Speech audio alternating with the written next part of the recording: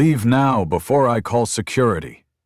The statement rang out cold and arrogant from behind the crimson, velvet-covered reception desk, instantly casting a heavy, suffocating chill over the luxurious Grand Millennium lobby, like someone had just dumped a bucket of ice water into the room. Tyrone Brown, a calm, composed black man dressed simply but neatly, stood tall, facing the judgmental glare of the woman who had just spoken. His crisp white shirt, perfectly pressed, and an old but clean navy blazer made him look more like a professor or a meticulous businessman than the intruder she was accusing him of being. Behind the desk stood Victoria Sterling, her hair styled in deliberate waves, crimson lips curved in disdain. Her form-fitting evening gown accentuated every contour of her figure as she tilted her chin slightly upward, eyes scanning Tyrone from head to toe with thinly veiled contempt, like she was appraising the worth of an outdated item, mistakenly delivered to a luxury boutique. When Tyrone calmly extended his phone to show the email confirming his invitation to the event, Victoria didn't bother to look closely. She waved him off, like shooing away a nuisance, her dismissive hand gesture accompanied by a dry, mocking laugh. Fake. Anyone can whip that up, while other white guests, some of whom had even forgotten their invitation cards, were welcomed with radiant smiles and intimate touches at the elbow. Tyrone, despite having all the proper documentation, was treated like a suspicious presence, like a shadow that had no place under the dazzling lights of an elite gathering. Tyrone didn't protest. He didn't raise his voice. He quietly withdrew his phone, remained where he was, and stared ahead with eyes that seemed to be flipping through the pages of old memories. Silent, still, and immeasurably deep. Tyrone pulls out his smartphone with deliberate calm, navigating to his email app with practiced efficiency. The confirmation message displays clearly on his screen. Official letterhead, event logo, venue details, and his name prominently featured. "Here's my confirmation email," he says, extending the device toward Victoria with patient professionalism. She barely glances at the screen before waving it away with a dismissive flick of her wrist, as if shooing away an annoying insect. Email confirmations can be fabricated quite easily these days. Anyone with basic computer skills can create convincing forgeries. Do you really understand what kind of event this is? Only individuals with genuine influence and substantial financial backing receive authentic invitations to gatherings of this caliber. Her words carry the weight of someone accustomed to being the gatekeeper, the arbiter of who belongs and who doesn't.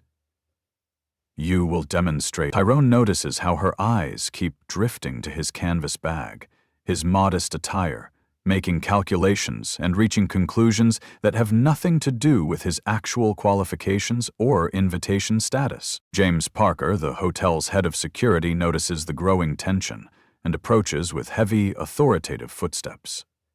His imposing 6'3" frame fills out his expensive suit, but there's something about his posture that suggests security guard rather than executive. His gray hair is slicked back with too much product, and his smile doesn't reach his cold blue eyes. "Is there some kind of problem here, Ms. Sterling? This gentleman is attempting to gain unauthorized access to our exclusive event without proper credentials," Victoria explains, her voice carrying the practiced authority of someone who's made a career of exclusion. She gestures toward Tyrone as if he's a curiosity rather than a person. Tyrone maintains his calm demeanor, though a familiar fire begins to kindle in his chest. "I'm not attempting to gain unauthorized access. I received an official invitation through entirely proper channels." The irony becomes stark and painful as Tyrone witnesses other guests streaming past the checkpoint with ease. A young white CEO in a $3,000 suit suddenly realizes he forgot his invitation entirely. But Victoria's response couldn't be more different. "Oh, Mr. Davidson. Don't worry about it for a second. We have you prominently featured on our VIP list. Please, go right in and enjoy the evening." Sarah Chen, a young part-time employee stationed at a side table with event programs, observes the entire interaction with growing discomfort. She's 28, working this job to help pay for her graduate degree in social work, and she recognizes injustice when she sees it. Her hands fidget with the programs as she watches the obvious disparity in treatment, but she feels trapped between speaking up and protecting her employment. Several other guests, predominantly white, impeccably dressed in designer evening wear, pass through without any verification whatsoever. Their expensive watches, perfect teeth, and confident bearings serve as unspoken passports into the exclusive world beyond the lobby. A woman in a $10,000 gown laughs loudly about forgetting her invitation at home, but Victoria personally escorts her past the checkpoint, with enthusiastic reassurance. Meanwhile, Tyrone stands with legitimate credentials, facing scrutiny that others never encounter, experiencing discrimination so casual and systematic that it feels almost choreographed. You might want to contact the organizing committee sometime next week to clarify this situation. Victoria suggests with a dismissive gesture that suggests the conversation is over. But tonight, I'm afraid you simply cannot enter this event. The contrast couldn't be more obvious, or more painful. Tyrone arrives punctually with valid confirmation, dressed appropriately, if modestly, yet faces discrimination based solely on assumptions about who he is and where he belongs. Tyrone steps back from the registration desk, finding a quiet corner near a massive marble pillar in the hotel lobby to collect his thoughts. The bustling activity continues around him. Valets parking luxury cars, guests in evening wear laughing and embracing, the soft clink of champagne glasses from the nearby bar. He feels like an observer of a world that simultaneously includes and excludes him.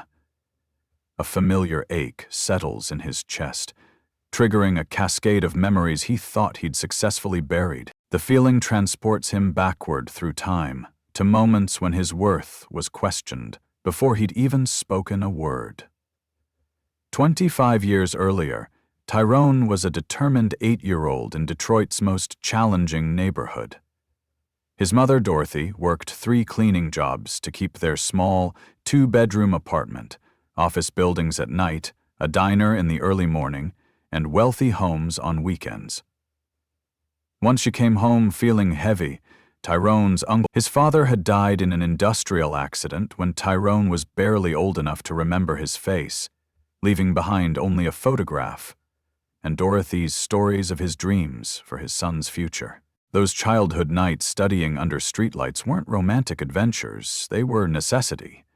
When the electricity got shut off, which happened regularly, Tyrone would sit on the front stoop with his textbooks, using the municipal lighting to complete homework assignments. Neighbors would sometimes stop and shake their heads, some with admiration, others with the kind of pity that stung worse than outright mockery.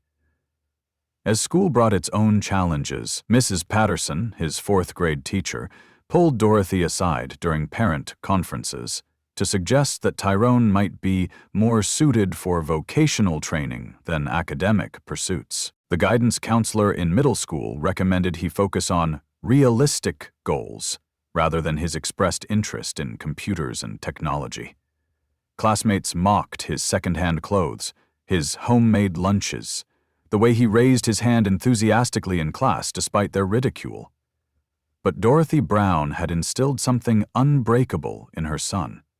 "Tyrone," she would say while ironing clothes at 2 a.m, "smart doesn't have a color, and dreams don't have a price tag. You study hard, you work harder, and you show them what Brown determination looks like." The MIT scholarship came through merit and relentless persistence.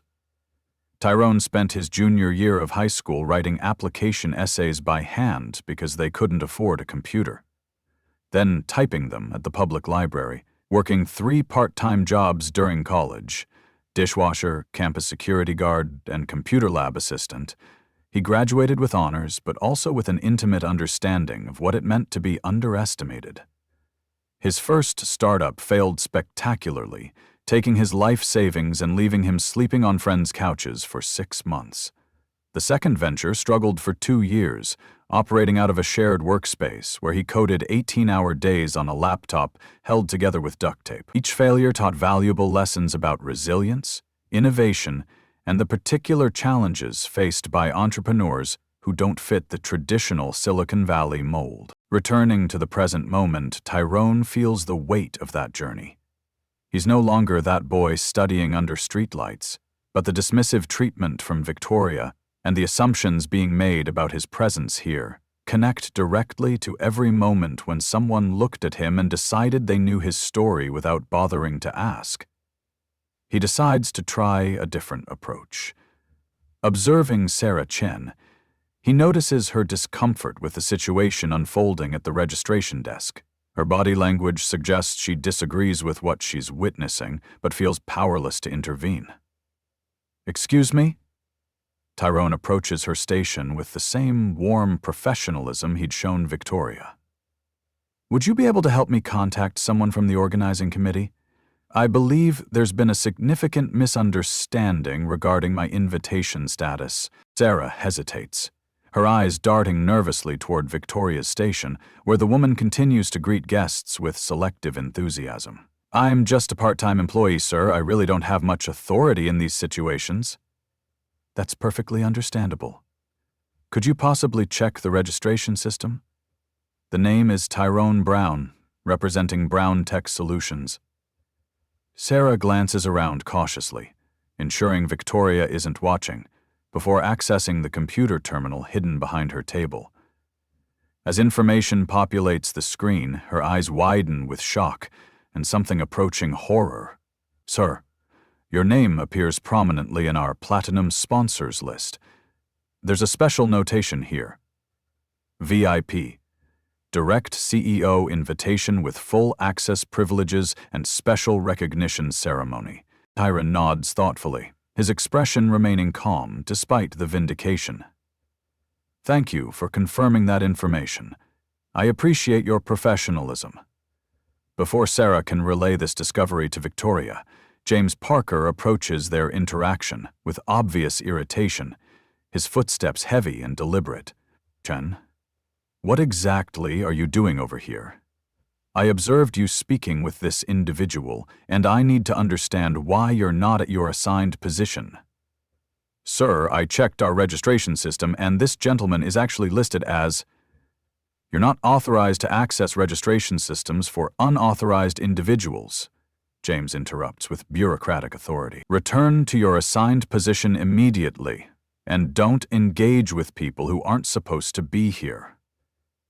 Tyrone feels the familiar frustration building as truth gets suppressed by prejudice and institutional power, but he maintains his composure. Years of building a business empire have taught him that patience often reveals more about people's character than immediate confrontation ever could. The situation intensifies dramatically when Victoria notices Tyrone still lingering in the lobby area, now engaged in conversation with her staff member. Her patience, already stretched thin by what she perceives as his persistence, evaporates completely.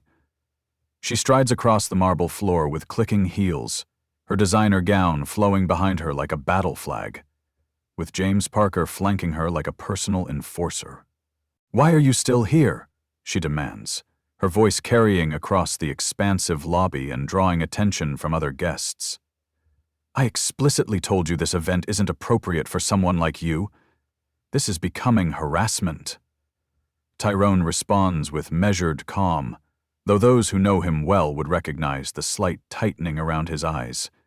"I'm waiting to resolve this misunderstanding through proper channels. I believe there's been an error in your guest verification process." Victoria signals to James with obvious exasperation, her gesture theatrical and dismissive. "Parker, please escort this gentleman outside immediately. He seems to have significant difficulty understanding basic English, and his continued presence is making our legitimate guests uncomfortable." At that precise moment, as if orchestrated by some cosmic sense of irony, a sharp security alarm pierces the air from the coat check area nearby. The electronic beeping cuts through the lobby's ambient sound like a knife, urgent and persistent. Victoria spins around to see her expensive Hermes handbag sitting open on the counter, its contents partially visible, and her laptop screen glowing with a low battery warning. "Security! There's been a theft!" Victoria shouts, her voice echoing off the marble walls and crystal fixtures. Without a moment's hesitation, without any evidence or logical reasoning, she points directly at Tyrone with the certainty of someone accustomed to being believed without question. "It was him! He attempted to steal from my personal belongings while I was distracted." Tyrone stares in complete disbelief, the accusation so absurd and yet so dangerous that for a moment he's speechless. "I haven't been anywhere near that area. I've been standing in plain sight the entire time, speaking with your staff member." "I saw you walking past that section," Victoria insists, her voice rising with righteous indignation. "James, arrest him immediately. Call the police. This is exactly the kind of criminal behavior I was worried about." The reality is far more mundane and innocent.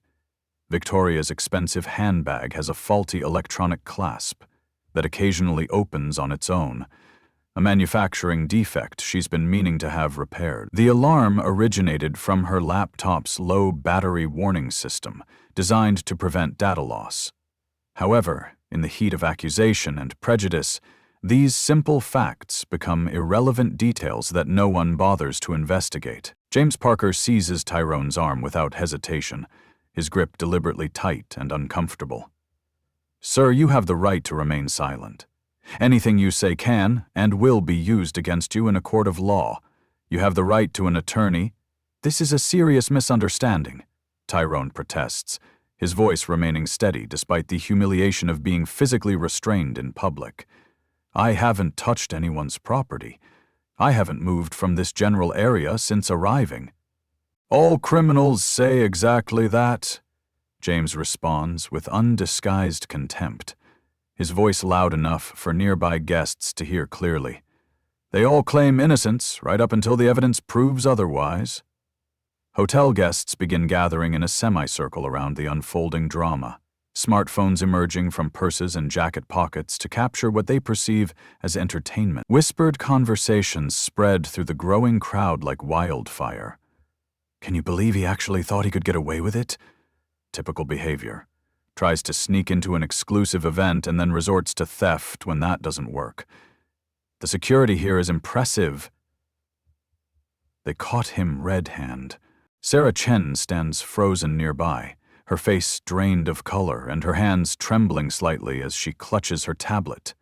She knows with absolute certainty that Tyrone is innocent, that the accusations are false, but she feels trapped between truth and job security.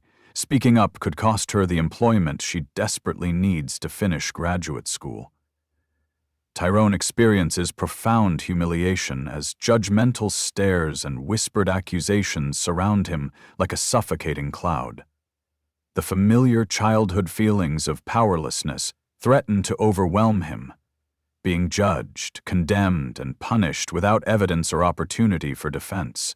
But something different burns within him now.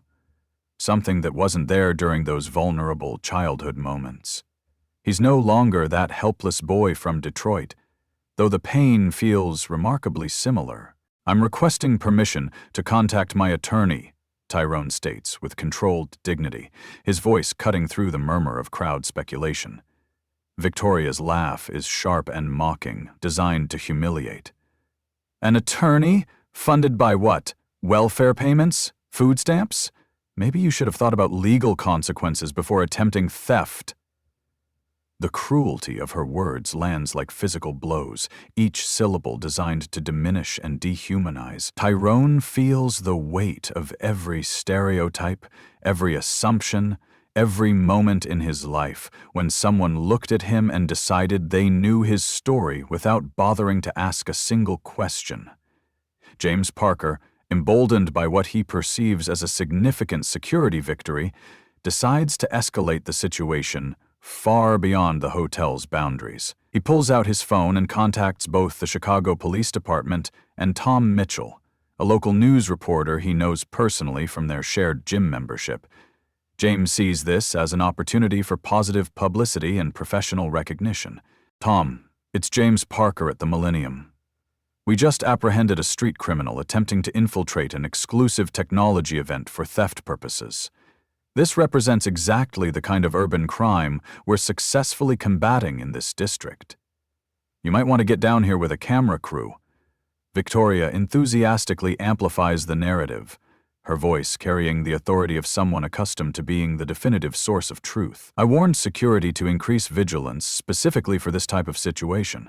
Affluent areas like this consistently attract these criminal elements, especially during high-profile events.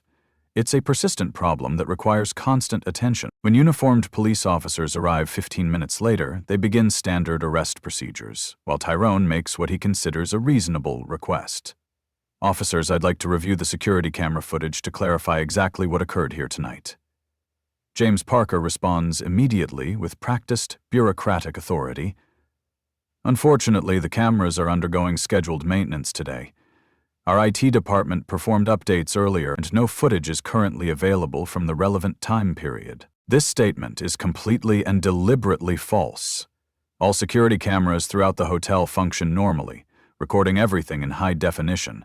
But James wants to eliminate any evidence that might contradict his narrative or exonerate Tyrone Mean. While the charity gala continues in the grand ballroom just beyond the lobby's marble archways, 300 CEOs, tech entrepreneurs, and major investors network enthusiastically over champagne and catered delicacies, completely unaware of the drama unfolding mere yards away.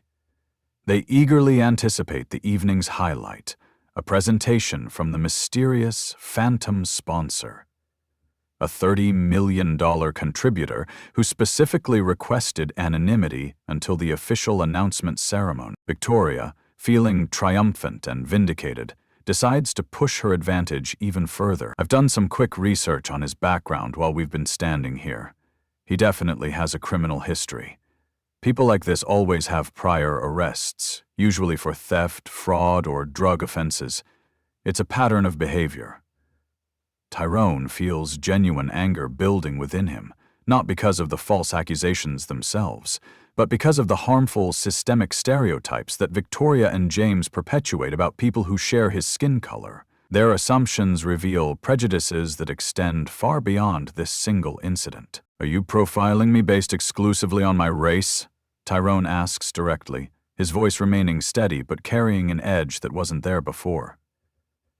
Don't you dare play the race card with me, Victoria snaps back, her tone becoming shrill with defensive anger. This has absolutely nothing to do with race and everything to do with your fraudulent attempt to enter our exclusive event and commit theft against legitimate guests. Sarah Chen, watching from her position near the registration table, reaches her emotional breaking point. The injustice she's witnessing contradicts everything she's learning in her social work program about dignity, equity, and human rights. She discreetly sends a text message to her immediate supervisor. We have a serious problem developing in the lobby. An innocent man is being falsely accused of crimes he clearly didn't commit. This situation requires immediate intervention. Unfortunately, her supervisor is busy managing gala logistics and coordinating with caterers, and doesn't respond to her message immediately. Tom Mitchell, the news reporter, arrives with a camera operator and begins filming the arrest while questioning Tyrone for what he hopes will be an engaging human interest story. Sir, what's your response to these theft allegations? Do you have anything to say to the victims and the community? Tyrone looks directly into the camera lens, with steady confidence, his gaze unwavering despite the humiliating circumstances. Truth has a way of revealing itself regardless of how deeply people try to bury it. It always does, eventually. Victoria smirks dismissively at his response. Typical criminal rhetoric. They always claim innocence and talk about truth when they're caught red-handed. The situation deteriorates further when several gala guests venture into the lobby to investigate the source of the commotion. Seeing Tyrone in handcuffs, surrounded by police officers and hotel security, they automatically assume his guilt without knowing any actual facts about what occurred. The security here is really impressive, comments a white CEO in his 50s. nodding approvingly at James Parker. They caught him before he could steal anything valuable. That's the kind of vigilance that makes these events safe for legitimate attendees. Exactly, agrees another guest, a woman in diamonds and pearls. You can't be too careful these days. People will try anything to get access to wealthy targets. Tyrone feels transported back to his most painful childhood nightmares, being judged, condemned, and punished without evidence, without opportunity for defense or explanation, without basic human dignity. The familiar helplessness threatens to overwhelm him. But years of building a business empire have taught him something crucial about power dynamics and patience. Despite his anger and humiliation, Tyrone maintains careful mental notes about everyone involved in this injustice. Victoria Sterling's prejudices and assumptions, James Parker's willingness to lie to authorities, the hotel guest's casual dehumanization, the reporter's eagerness to sensationalize without investigating. Each detail gets cataloged in his memory with the precision that helped him build a technology empire. I'll remember this moment very clearly, Tyrone says quietly. But something in his tone, a quality of absolute certainty rather than threat, makes Victoria momentarily uncomfortable. Are you threatening me? She demands, her voice rising with defensive alarm. Officers, did you hear that? He's making threats now. Not at all, Tyrone responds with calm precision. I'm simply observing human behavior and committing these interactions to memory. That's what successful people do. We pay attention to how others reveal their character. The police officers prepare to transport Tyrone to the station for formal booking when sudden commotion erupts from inside the gala. An announcement echoes through the lobby speakers, the voice of the event coordinator carrying excitement and anticipation. Ladies and gentlemen, we're honored to introduce tonight's mystery sponsor, whose generous contribution has made this entire evening possible. James Parker tightens his grip on Tyrone's arm with unnecessary force. Time to go, buddy. The party's over for you. But Tyrone remains remarkably calm, almost as if he's waiting for something specific to happen. Something that will transform this entire humiliating experience into something else entirely. Just as the police officers prepare to escort Tyrone through the hotel's front entrance toward their waiting patrol car, Sarah Chen bursts through the ornate ballroom doors like someone fleeing a fire. Her face is completely drained of color, her professional composure shattered, and her hands trembling as she clutches a tablet computer against her chest. Stop, you have to stop everything right now, she shouts breathlessly, her voice cracking with urgency and disbelief. James Parker turns toward her with obvious irritation, his authority challenged by her disruption. Chen, what do you think you're doing? Return to your assigned position immediately. Sarah struggles to catch her breath, her words tumbling out in a rush of panic and revelation. The keynote speaker just announced, "Oh my God, I can't believe this is happening." They're desperately searching for Tyrone Brown, CEO of Brown Tech Solutions, the $30 million platinum sponsor who was supposed to give tonight's main presentation. A profound silence falls over the lobby like a heavy curtain. Even the background chatter from hotel guests stops as the implications of Sarah's words begin to register. Victoria's confident expression falters, confusion replacing certainty, as she processes information that doesn't align with her assumptions. That's absolutely impossible, Victoria stammers, her voice losing its authoritative edge. That must be some kind of bizarre coincidence. There's no way. Sarah holds up the tablet screen, her hand still shaking as she displays Brown Tech Solutions' official corporate website. Tyrone's professional headshot dominates the page, the same face now in handcuffs, but wearing an expensive suit and positioned against a backdrop of a modern corporate headquarters. The accompanying press releases detail Brown Tech's recent achievements, successful IPO, Fortune 500 recognition, and the $30 million charitable commitment announced tonight. This isn't a coincidence, Sarah says, her voice gaining strength as the truth becomes undeniable. This is definitely Tyrone Brown. The Tyrone Brown. James Parker remains stubbornly defiant, his worldview challenged by evidence that contradicts everything he assumed. Anyone can create sophisticated fake websites these days. Professional criminals often develop elaborate identities to support their schemes. This proves absolutely nothing. Tyrone speaks for the first time in several minutes, his voice carrying the slightest hint of a smile that suggests he's been waiting for exactly this moment.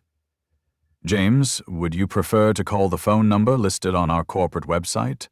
Or perhaps you'd like to Google Brown Tech Solutions, IPO 2023, and read the Wall Street Journal coverage? Victoria frantically searches on her smartphone, her manicured fingers flying across the screen with desperate urgency.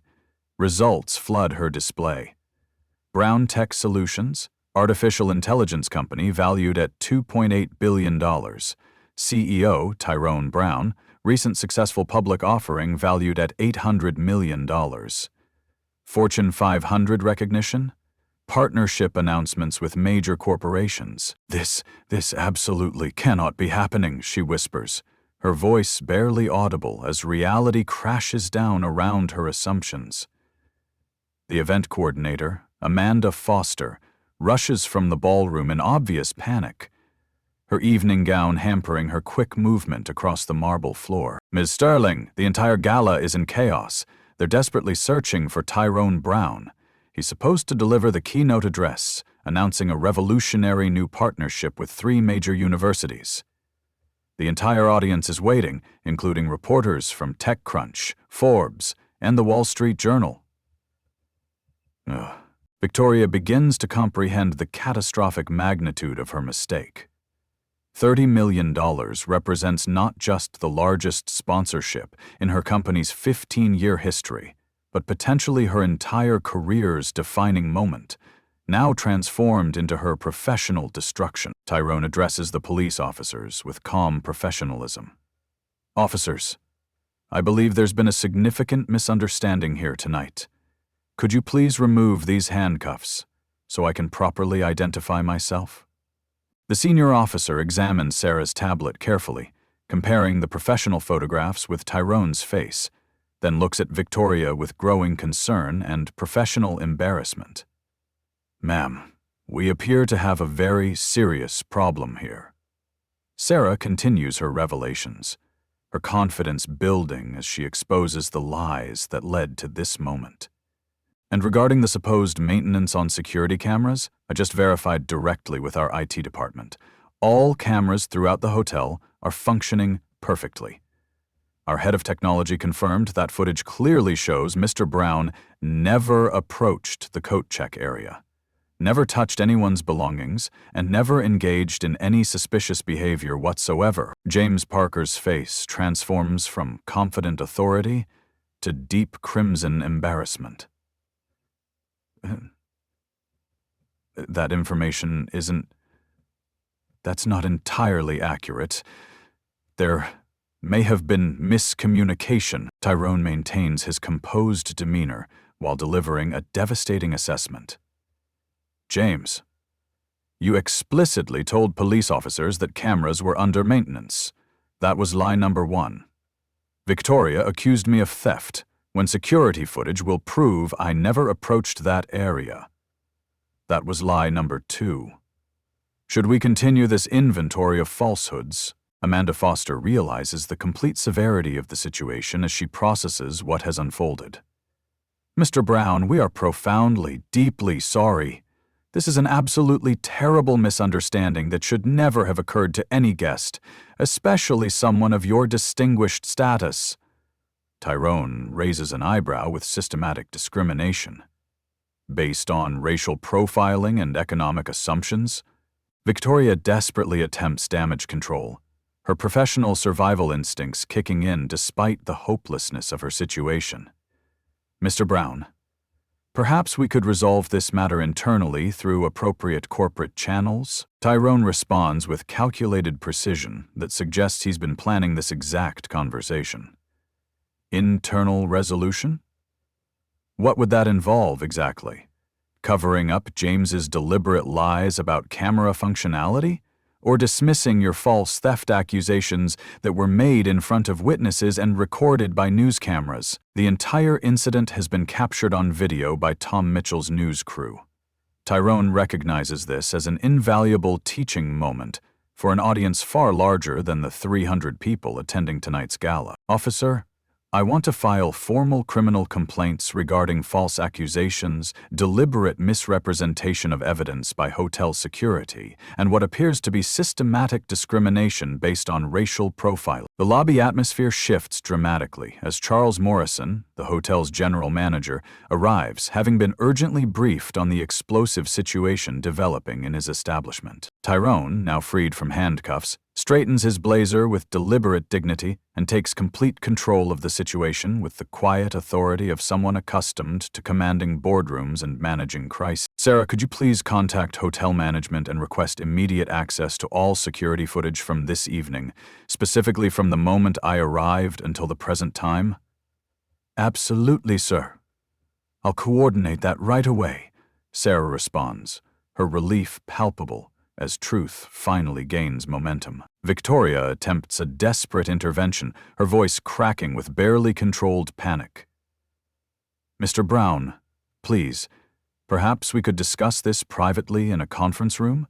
I'm sure we can reach a reasonable resolution that serves everyone's interests. Tyrone fixes her with a steady gaze that suggests he's making calculations far beyond this immediate moment. Privacy? James publicly accused me of criminal behavior in front of hotel guests and news cameras. You publicly humiliated me with false theft allegations that were recorded and witnessed. Why should our resolution be conducted privately when your accusations were deliberately public? Charles Morrison, the hotel's general manager, arrives with his assistant and legal counsel in tow, having been thoroughly briefed on the catastrophic situation unfolding in his lobby. Mr. Brown, we offer our most sincere and profound apologies. This treatment is completely unacceptable for any guest, but especially unconscionable for someone of your distinguished status and generous support of tonight's cause. Tyrone nods with professional courtesy while maintaining his focus on accountability. I appreciate that, Mr. Morrison. However, I need a complete investigation, with full documentation. I want all relevant footage reviewed from the moment I arrived at your establishment, and I want written statements from everyone involved. Security footage is immediately accessed and reviewed on a large display screen that Morrison's assistant wheels into the lobby. The evidence becomes undeniably clear, with high-definition clarity. Tyrone never approached the coat check area, maintained appropriate distance from other guests' belongings. Victoria's handbag alarm resulted from an internal electronic malfunction, and James deliberately lied about camera maintenance to authorities. Amanda Foster whispers urgently in Tyrone's ear, her anxiety about the gala evident in every word. Sir, 300 distinguished guests are waiting for your presentation, including major investors and technology reporters. The delay is creating significant concern and speculation. Tyrone acknowledges with a brief nod while maintaining his focus on the immediate situation. Please inform them that I need 5 additional minutes to resolve a security matter, and then I'll address the audience directly. He turned back to Victoria and James with unwavering focus and the precision of someone who built a business empire by paying attention to details and consequences. Now, we discuss the appropriate consequences for tonight's events. Victoria's desperation becomes increasingly palpable, her professional facade crumbling completely. Sir, my career depends on events like this. I have 2 children to support, a mortgage, car payments. Please understand that this was never intended to cause harm. Tyrone responds without visible emotion, his voice carrying the weight of someone who understands exactly how power dynamics function. You have children? When you falsely accused an innocent man of theft in front of witnesses and cameras, did you consider the potential impact on his family, his reputation, his children? James attempts to deflect responsibility with the desperation of someone watching their world collapse. Look, this was just an unfortunate misunderstanding between reasonable people. Nobody intended for things to escalate this far. Tyrone cuts him off with surgical sharpness. James, you deliberately lied about camera functionality while police officers were present and conducting an official investigation. That constitutes providing false statements to law enforcement, which is a criminal offense with serious legal consequences, Officer Rodriguez confirms with professional gravity. Providing deliberately false statements to law enforcement during an active investigation is indeed a serious criminal matter that can result in charges. Tyrone continues his methodical dismantling of their positions. Victoria, your company organized this event under a detailed contract with Brown Tech Solutions, correct? Victoria nods weakly, beginning to understand the legal and financial implications of what's unfolding. Our contract includes specific clauses regarding professional conduct requirements, anti-discrimination policies, and standards for guest treatment. Falsely accusing your primary sponsor of theft represents a clear, documented breach of contract terms with significant financial penalties. Charles Morrison adds institutional weight to the situation. And discrimination occurring on our premises violates every hospitality standard we maintain, potentially exposing us to legal liability and regulatory review. Tyrone retrieves his smartphone with deliberate calm. I'm documenting this entire experience on LinkedIn, Twitter, and our corporate blog, including video evidence that my legal team will review. Let's observe how the technology industry responds to documented discrimination against a black CEO, Victoria pleads, with complete desperation, her voice breaking. Please, don't do that. It will completely destroy my professional reputation. I'll never work in event management again. Tyrone responds with cold precision that cuts through her self-pity. Your reputation? Minutes ago, you attempted to destroy mine with fabricated accusations broadcast to news cameras. Did you consider my reputation when you accused me of theft? Sarah approaches cautiously with additional devastating news. Sir, the hotel's legal department has reviewed the footage and wants to offer formal apologies and substantial financial compensation for the discrimination and false arrest. Tyrone considers this development briefly. Hotel compensation for their institutional failure is appropriate. However, I require public apologies from both Victoria and James, on the record, acknowledging their false accusations and discriminatory behavior. James remains defiant despite overwhelming evidence of his misconduct. This is completely ridiculous. One phone call and some websites don't prove anything substantial about who you really are. Tyrone speed dials his executive assistant with practiced efficiency. Linda, please arrange an immediate conference call with the board of directors of Millennium Events. Conference them in right now. This is urgent. Within 3 minutes, Victoria's direct supervisor, Patricia Hamilton, joins via speakerphone, her voice tight with professional alarm. Mr. Brown, we are absolutely mortified by what we're learning about this situation. Ms. Sterling's behavior does not represent our company's values, our training, or our commitment to inclusive excellence in any way. Victoria watches her 15-year career crumble in real time as the conversation continues, each word sealing her professional fate. Tyrone prepares to deliver the final, devastating blow with the calm precision of someone who understands exactly how power works. Now, regarding the $30 million sponsorship commitment that brought me here tonight, everyone in the lobby holds their breath in collective anticipation, understanding that fortunes and careers hang in the balance of his next words. I'm withdrawing it completely and immediately. Brown Tech Solutions will redirect that investment to organizations that demonstrate genuine commitment to equality and inclusion. Victoria's knees buckle, and she collapses into a nearby chair, overwhelmed by the magnitude of consequences flowing from her prejudices and assumptions. James makes one final, desperate attempt to minimize the damage. Sir, you can't punish an entire charitable event and hundreds of innocent people for the mistakes of two individuals. Tyrone responds with absolute finality, his voice carrying the authority of someone who controls significant resources. Watch me, James. Money speaks much louder than discrimination, and actions have consequences that extend far beyond the people who choose to commit them. Tyrone enters the grand ballroom, where 300 distinguished guests await his presentation, their conversations dying to respectful silence as he approaches the podium. Instead of delivering the expected business announcement about partnerships and technological innovations, he decides to create a transformative teaching moment that will resonate far beyond tonight's gathering. Good evening, everyone. I'm Tyrone Brown, Chief Executive Officer of Brown Tech Solutions. Tonight, I want to address a subject far more important than business partnerships, profit margins, or technological advancement. The audience listens with complete, focused attention, sensing that something significant and unplanned is about to unfold.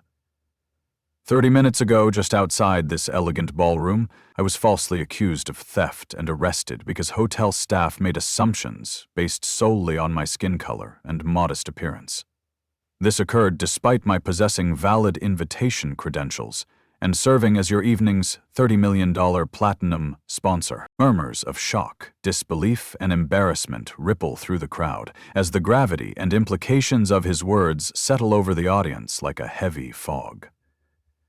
This experience transported me back to childhood memories in Detroit, being prejudged and dismissed before people discover who you actually are or what you've accomplished.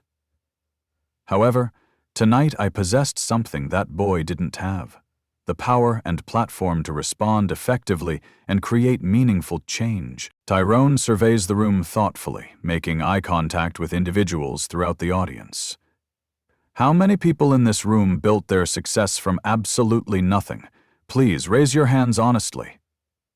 Surprisingly, numerous hands rise throughout the ballroom, creating a moment of shared vulnerability and authentic connection that transcends social and economic barriers. We've all faced discrimination in various forms throughout our journeys. Race, gender, economic status, age, accent, education, family background. Success brings us tremendous responsibility, using our accumulated power to create positive, systemic change, not merely accumulating personal wealth or social status. He pauses for emphasis, allowing his words to resonate before continuing with increased intensity. Brown Tech Solutions will redirect the $30 million originally committed to tonight's sponsorship toward establishing comprehensive scholarship and mentorship programs for underprivileged students pursuing technology careers. Education and opportunity represent our most effective weapons against ignorance, prejudice, and systemic inequality. The audience responds with sustained, enthusiastic applause, many rising to their feet in genuine appreciation of his decision. To those organizing future events, examine your unconscious biases and train your staff accordingly. To those attending gatherings like this, speak up courageously when witnessing discrimination or injustice.